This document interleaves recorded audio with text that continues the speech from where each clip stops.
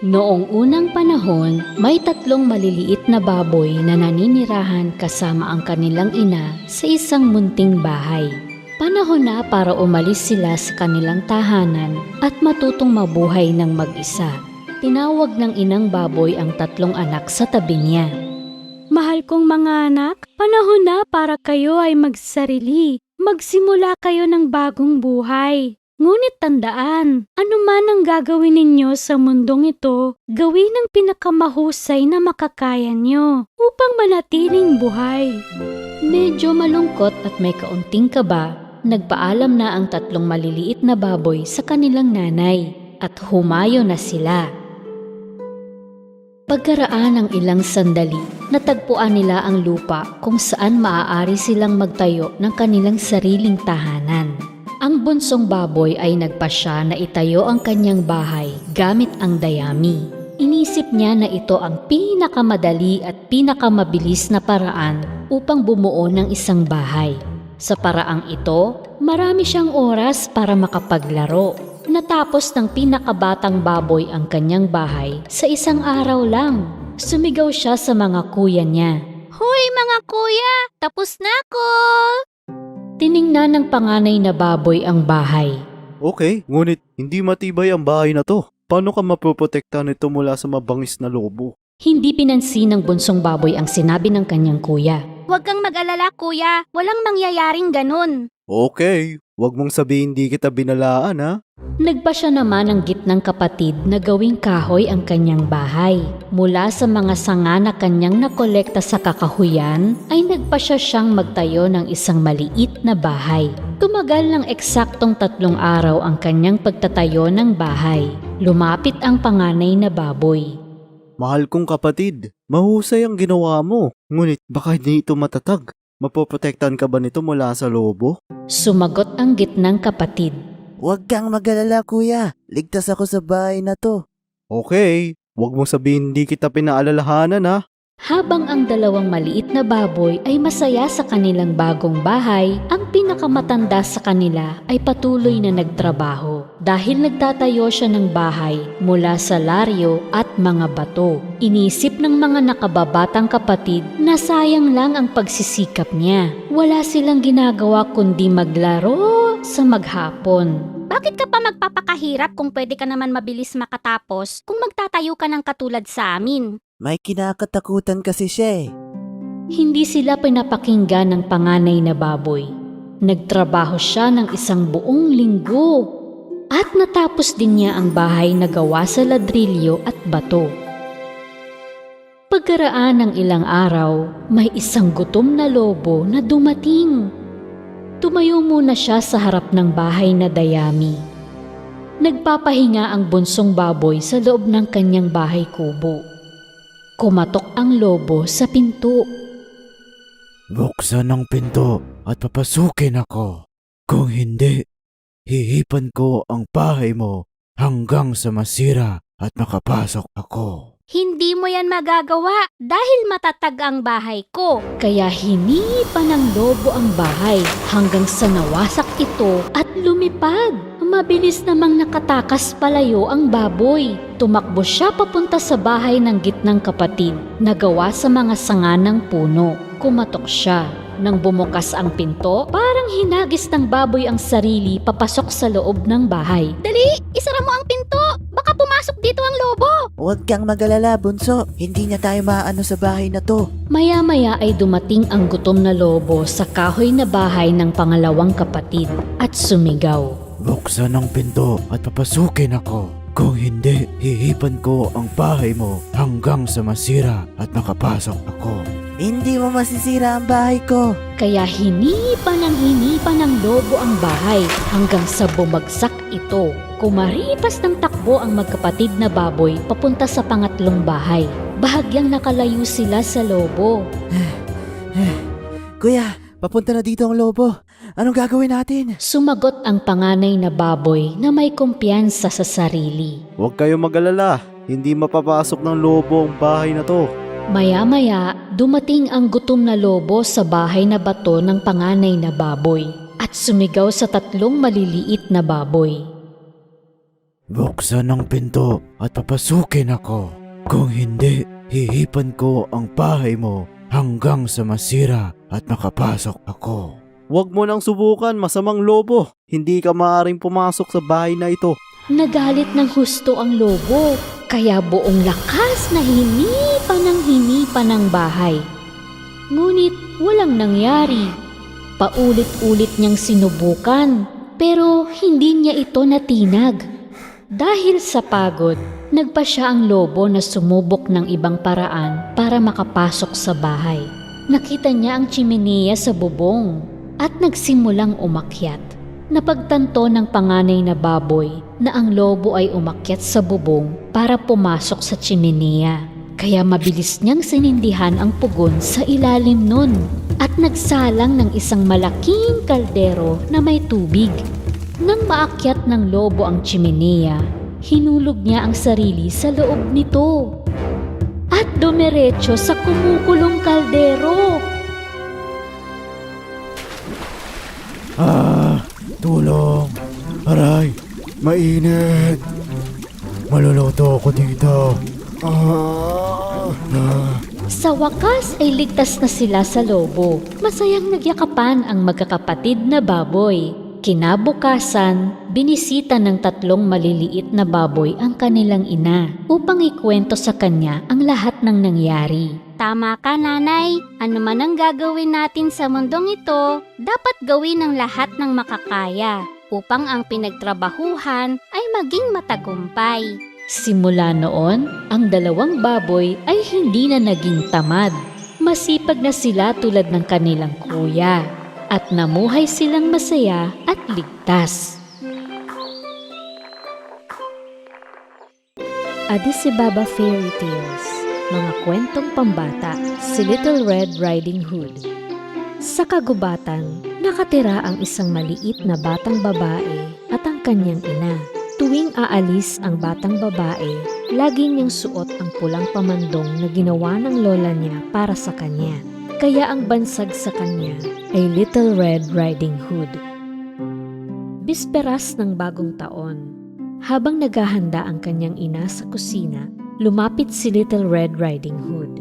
Nanay, masaya ako. Magbabagong taon na. Pupunta ba si Lola ngayong gabi? May sakit ang lola mo. Baka hindi siya makarating mamaya. Gumawa pa naman ako ng mga biskwit. Eh di, ihahatid ko na lang yan sa bahay ni Lola. Hindi anak, sobrang maginaw. Dito ka lang sa bahay. Ako na ang maghahatid nito. Igagawa ko na rin siya ng tsaa para mabilis siyang gumaling. Ako na lang po, nanay. Sige na. Marami ka pang dapat gawin, di ba? Babalik din ako agad. O sige, basta magsuot ka ng pangginaw. Agad niyang sinuot ang pulang bota at pulang pamandong. Kinuha niya ang basket na inihanda ng kanyang ina at umalis na. Huwag kang lilihis sa daan at umuwi ka bago magdilim. Opo, nanay. Napakalamig noon. Nababalot ng niebe ang buong kagubatan. Masaya namang naglalakad si Little Red Riding Hood. Sa liblib ng kagubatan ay may isang mangangaso. Hinahanap niya ang lobo na pumapasok sa mga tahanan upang manguha ng pagkain. Hindi ko akalain na mag-isa lang ako ngayong bisperas ng bagong taon.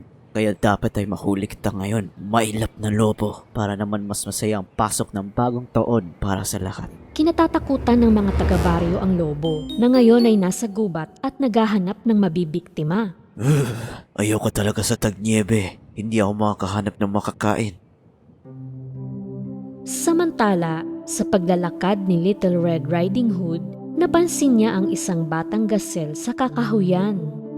Nanginginig sa lamig ang batang gasel. Kawawa naman siya. Ginaw na ginaw. Nais ni Little Red Riding Hood na makatulong. Ngunit nang mapansin siya ng gasel, tumakbo ito palayo. Hoy, huwag kang tumakbo. Hindi kita sasaktan. Gusto ko lang tumulong. Sinundan ni Little Red Riding Hood ang gasel patungo sa kagubatan. Ngunit napakabilis tumakbo ng gasel. Bigla na lang itong nawala.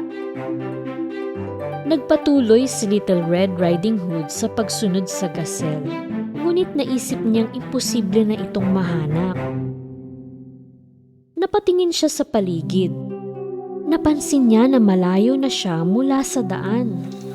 Naliligaw na siya sa liblib ng kagubatan. Dahil sa makapal na niyebe, mahirap nang malaman kung nasaan siya. Naisip niyang sundan ang mga bakas ng paa niya sa nilakaran niya. Ngunit kalaunan ay natakpan na ng niyebe ang mga bakas.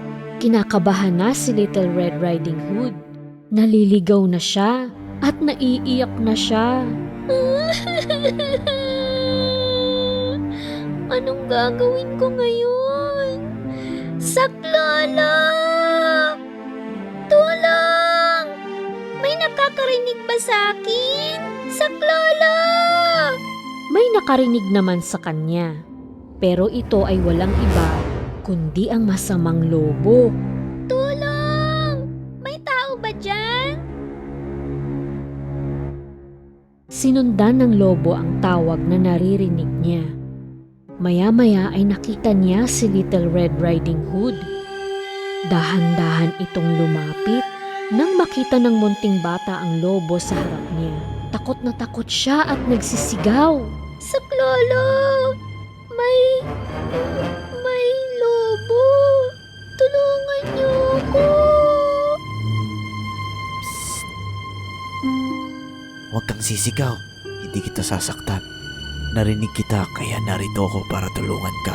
Mukha namang hindi nananakit ang lobo, kaya kumalma si Little Red Riding Hood. Sabihin mo sa akin, ano ang ginagawa ng batang babae sa kagubatan ng nag-iisa? Hahatiran ko ng biskwit ang lola ko na may sakit pero naligaw ako. Oh, wala pang taong tumira dito sa liblib. Saan ba nakatira ang iyong lola na may sakit? Nagdududa pa rin si Little Red Riding Hood sa lobo, kaya hindi niya sasabihin kung saan nakatira ang kanyang lola. Hindi ko makita ang bahay ni lola dito. Kung may babalik mo ako sa kalsada, baka matuntun ko kung saan. Sige, halika. Sumunod ka sa akin. Walang magawa si Little Red Riding Hood kundi sundan ang lobo sa kagubatan. Ngunit may masamang plano ang lobo para sa kanya.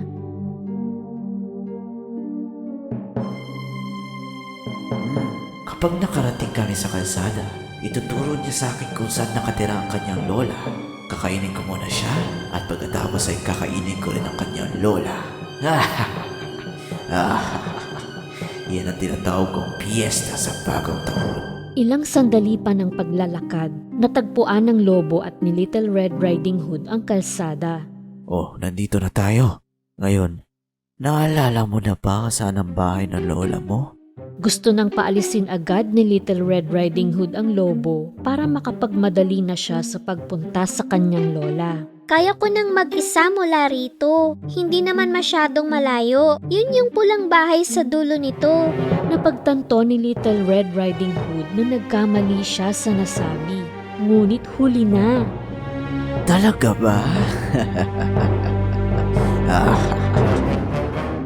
Sa paglapit niya kay Little Red Riding Hood, ngumanga ng malaki ang lobo.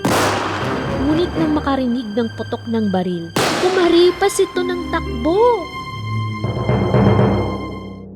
Nakahinga ng maluwag si Little Red Riding Hood at nagmadali ng tumungo sa bahay ng lola niya.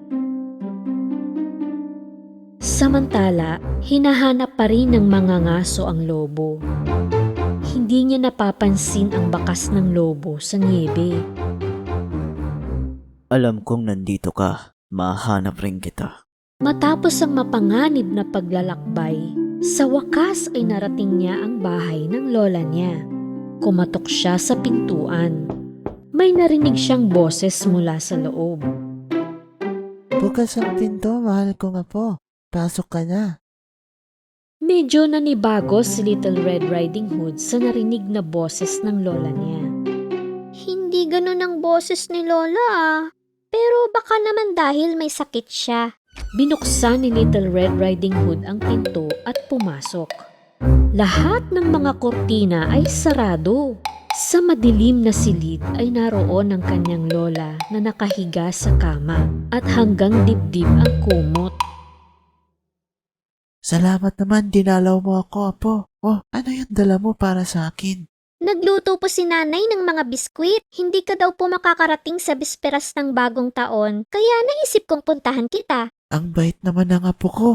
Lumapit ka para makita kita na mas mabuti. Lumapit si Little Red Riding Hood sa kama ng kanyang lola. Ngunit nagkaroon siya ng hindi magandang pakiramdam tungkol dito. Lapit pa, Apo ko. Sige na, lapit pa. Isang hakbang na lang ang lapit ni Little Red Riding Hood sa kama ng kanyang lola. Nanibago siya sa hitsura ng lola niya. Lola, ano pong nangyari? Bakit ang laki ng tenga mo? Para mas marinig kita, Apo ko. At bakit po ang laki ng mga mata mo? Para mas makita kita, Apo ko. Yung mga braso mo, bakit po ang laki-laki? Para mas maiyakap kita, Apo ko. Yung ngipin, bakit may pangil ka? Para kainin kita. Biglang tumalon ng lobo mula sa kama at sinugod si Little Red Riding Hood. Saklolo! Bumalik ka dito. Hindi ka makakatakas sa akin. Nakalabas ng bahay si Little Red Riding Hood at mabilis na tumakas. Ngunit matuling din ang lobo at maaabutan na siya. Sa akmang madadakma na siya ng lobo, may naapakan ang paa nito. At nakita na lang ng lobo ang sarili na nakasabit na siya sa puno. Huminto si Little Red Riding Hood at paglingon niya, nakita niyang nabitag ang lobo. Nilapitan niya ito. Sabihin mo sa akin, masamang lobo, nasaan ang lola ko? At ano ang ginawa mo sa kanya? Magsalita ka! Wala na siyang panggagawa. Huwag kang mag-alala. Nakita niya ang mga ngaso na parating. Nasa mabuting kalagayan ang lola mo. Nang mabaitaan kong may sakit siya, dinala ko siya sa aking kubo upang maprotektahan siya. At naglagay ako dito ng pitag para sa lobo. Mabuti naman na nahuli ito bago pa man makapaminsala sa inyo. Masamang lobo, pinasok niya ang bahay ng lola ko, tapos isinuot niya ang damit ni lola. Pero alam kong may kakaiba dito, di niya ako nalinlang. Halika na. Puntahan natin ang lola mo. Hayaan na natin nakasabit yan dyan sa bisperas ng bagong taon. Bukas ko na yan aasikasuhin. At sinundo na nga nila ang lola sa kubo ng mga ngaso. Sinigawan sila ng lobo. Hoy! Huwag niyo akong iwanan dito. Bumalik ka dito. Gabi na nang makauwi si Little Red Riding Hood kasama ang lola at ang mga ngaso. Hinihintay na siya ng kanyang ina sa harap ng bahay. Tuwang-tuwa siya nang makita ang anak. Anak, saan ka pa ba nagpunta? Oh, Nay, ikaw pala. May masamang nangyari ba? Ikukwento ko po lahat, nanay. Pero dapat po muna akong humingi ng tawad. Lumihis po ako sa landas, kaya naligaw ako sa kagubatan. Hindi na po ako susuway ulit. Doon na nagdiwang ng bagong taon ang mga ngaso sa bahay ni na Little Red Riding Hood. Sama-sama silang kumain ng medyanoche at sumayaw sila sa pagpasok ng bagong taon. At ito naman ang pinakamalas na bagong taon para sa lobo.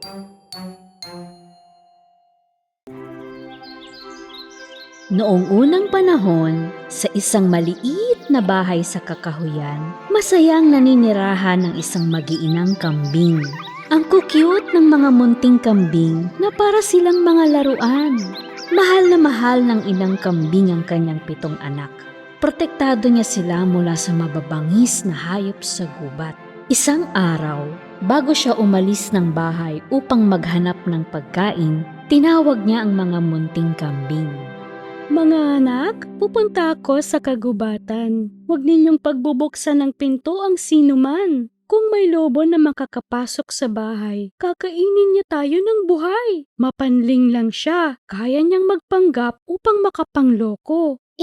Paano po namin siya makikilala? Ang lobo ay may magaspang na boses. Ako naman ay may malambing na boses. Sa paglabas niya, may naalala ang inang kambing. Ay, sapa! Ang mga paa ng lobo ay maitim at ang sa akin ay puti. Makikilala niyo rin siya sa kulay ng paa. Huwag ka pong mag-alala, nanay. Mapaprotektahan namin ang aming sarili. Maasahan mo po kami.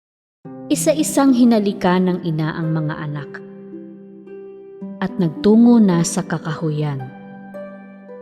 Mula sa malayo ay pinapanood sila ng lobo. Nang makaalis na ang inang kambing, naghintay siya sandali. Pagkatapos ay lumapit siya sa bahay at kumatok sa pinto. Sino po yan? Mga munting kambing, buksan niyo ang pinto. Narito si nanay. May dala akong pagkain. Ngunit nahalata agad ng maliliit na kambing ang magaspang na boses ng lobo. Hindi nila binuksan ang pinto. Hindi ka namin nanay. Maganda at malambing ang boses ng nanay namin. Ikaw yung lobo. Hindi mo kami malaloko. Nainis ang lobo dahil hindi niya nalinlang ang maliliit na kambing. Kaya nagpunta siya sa tindahan, bumili ng tisa at kinain ito. Medyo lumambot ang boses niya, kaya bumalik siya sa maliit na bahay at kumatok sa pinto uli. Sa pagkakataong ito, nakipag-usap ang lobo ng may banayad na boses. Mga anak, buksan niyo ang pinto. Narito si nanay. May dala akong pagkain mula sa kagubatan. Nang marinig ang malambing na boses, naisip nila na baka ito na ang kanilang nanay. Pagbubuksan na sana siya ng pinto nang sumigaw ang isa sa kanila. Teka, tingnan natin ang paan niya sa ilalim ng pinto. Nang sumilip sila sa ilalim ng pinto, nakita nila ang itim na mga paa ng lobo. Sumagot sila nang hindi binubuksan ang pinto. Hindi ka namin pagbubuksan ng pinto. Hindi itim ang mga paa ng nanay namin. Puti sila. Ikaw ang lobo. Galit na umalis ang lobo. Nagpunta naman siya sa panaderya. Nagulat ang panadero nang makita ang lobo sa harapan niya. Vegetarian na ako ngayon. Tinapay na ang kinakain ko. Maaari mo ba akong bigyan ng harina? Lumabas ang lobo sa panaderya na may dalang maliit na sako ng harina. Nang malapit na siya sa bahay, binuksan niya ang sako at binuhos ang harina sa mga paa. Ngayon, ang mga paa niya ay puting-puti. Kumatok siya sa pangatlong beses. Mga anak, buksan niyo ang pinto. Narito si nanay. May dala akong pagkain para sa inyong lahat. Patingin nga ng mga paa mo kung ikaw nga si nanay. Pinakita ng lobo ang mga paa niya na may harina. Nang makita nila ang mapuputing paa, naniwala na sila at binuksan ang pinto. At ano ang tumambad sa kanila? Nakatayo doon ang gutom na lobo. Hindi nila alam kung anong gagawin. Nagtakbuhan sila at sa takot ay sumisigaw sila. Tulong! Tulungan niyo kami! Huwag na kayong magsayang na oras. Uhulihin ko kayong lahat.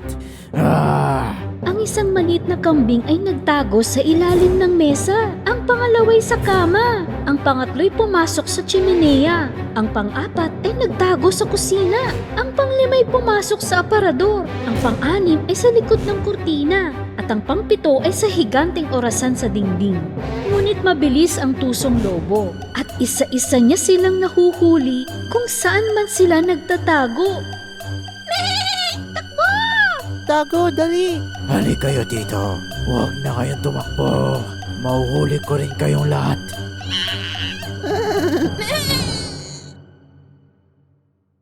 Busog na siya kaya sumuko na siya sa paghahanap at lumabas na. Ang isa na hindi niya natagpuan ay ang nagtatago sa orasan. Doon sa malaking bakuran na hindi masyadong malayo sa maliit na bahay, nahiga ang lobo sa ilalim ng isang puno. At nakatulog siya. Naghihilik pa.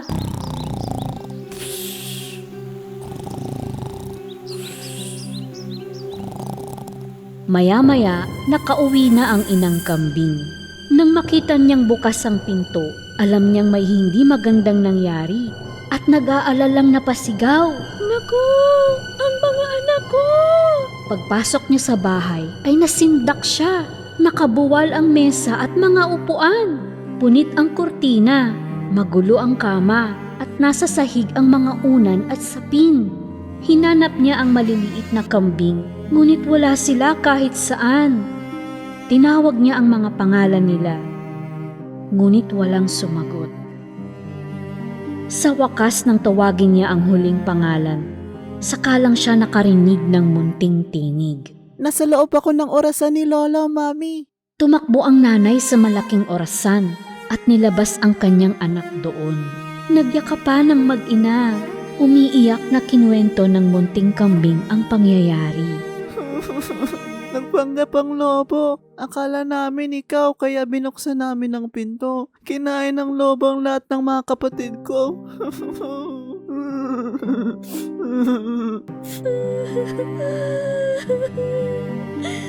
Labis na nagdalamhati ang inang kambing sa sinapit ng mga anak. Kasama ang nag-iisang natirang anak, lumabas sila ng bahay. At doon sa bakuran na pinwestohan ng lobo, nakita nila ito na tulog sa ilalim ng puno. Sa lakas ng hilik niya ay gumagalaw pati ang mga sanga ng puno.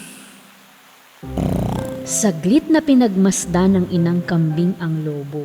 Napansin niya na sa loob ng tiyan nito ay may kung anong gumagalaw. Mahabaging Diyos! Buhay pa kaya ang mga anak ko sa tiyan niya? Nakaisip siya ng plano at inutusan ang bunsong anak. Tumakbo ka sa bahay at kunin mo ang karayom, sinulid at gunting. At kasabay nun ay nangolekta naman ng ina ng 6 na malalaking bato sa paligid. Pagbalik ng maliit na kambing, ginamit ng inang kambing ang malaking gunting upang hiwain ang tiyan ng lobo. Nakita niya agad ang isa sa kanyang mga anak at paisa-isang naglabasa ng mga maliliit na kambing. Lahat sila ay buhay at malusog. Tuwang-tuwa ang inang kambing. Niyakap ng mga munting kambing ang inang sumagip sa kanila. Nanay! Nanay, mahal ka namin! Mahal ka namin! Lahat sila ay puno ng kagalakan.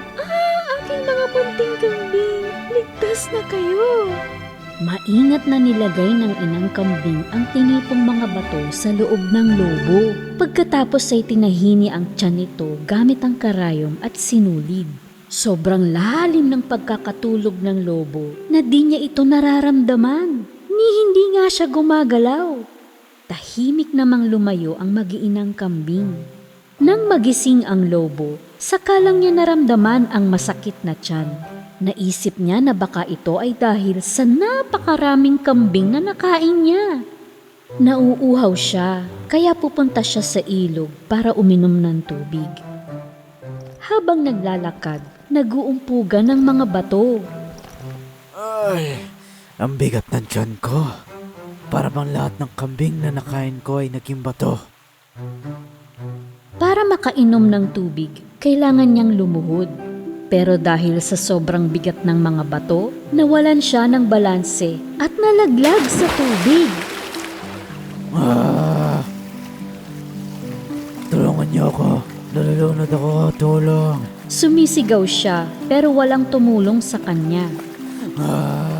Hindi na niya nakayanan ang bigat ng mga bato, kaya lumubog siya sa malalim na ilog. Nang makita ng mag-iina ang nangyari, tumakbo sila sa ilog. Hindi na siya lumutang! Wala na ang lobo, mabuti nga. Wala na tayong problema! Patay na ang lobo. Hawak-hawak ng kamay, nagsayawan sila at nagtalunan. Mula sa araw na yon, masaya at tahimik na namuhay ang mag-iinang kambing sa kanilang maliit na bahay sa kakahuyan.